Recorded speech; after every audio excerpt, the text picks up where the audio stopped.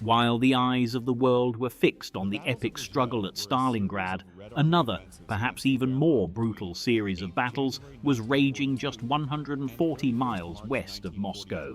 This was the Rzhev Salient, a jagged projection in the German front lines that pointed like a dagger toward the heart of the Soviet capital.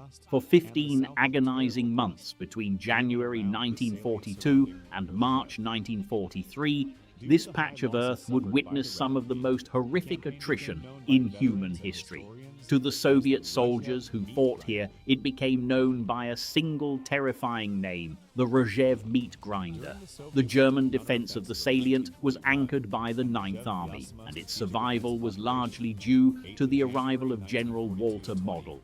Known as the Lion of Defense, Model inherited a catastrophic situation in early 1942, with his lines fractured and Soviet tank columns threatening to encircle his entire command. Through a combination of iron will, tactical improvisation, and a ruthless focus on strong-point defense, Model stabilized the front. He pioneered the use of fire brigades, mechanized units held in reserve to be rushed to wherever the line was thinnest. In late 1942, as the Red Army launched Operation Uranus to encircle Stalingrad, Georgy Zhukov launched an even larger offensive against Rzhev, Operation Mars. Over 2 million men were committed to the two theaters, but while Uranus became a legendary victory, Mars ended in a bloody stalemate. Zhukov's forces hammered against Model's defenses for weeks, suffering staggering losses. The freezing marshes and dense forests became graveyards for Soviet tank brigades, which were methodically picked off by German anti-tank guns and entrenched infantry. Because of its failure, Operation Mars was largely airbrushed from Soviet history for decades. The conditions at Rzhev were primitive and grueling.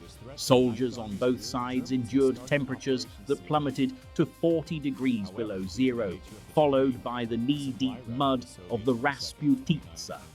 The landscape was transformed into a lunar wasteland of shell craters and shattered trees. Combat was often personal and terrifying, fought in ruined villages and dense woodland where the lines were so close that soldiers could hear their enemies breathing.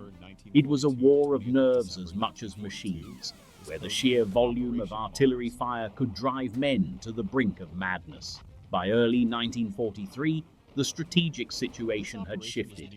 The defeat at Stalingrad meant the Rzhev salient was no longer a springboard for an attack on Moscow, but a liability. In March, Model orchestrated a masterful withdrawal known as Operation Buffalo, or Buffalo. Over the course of 3 weeks, the Ninth Army retreated to a shorter, more defensible line, leaving behind a scorched earth and a frustrated enemy.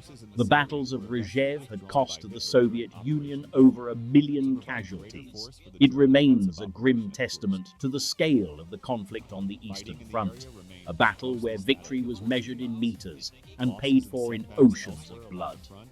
Finally compelled the Germans to abandon the salient in order to free up reserves for the front as a whole.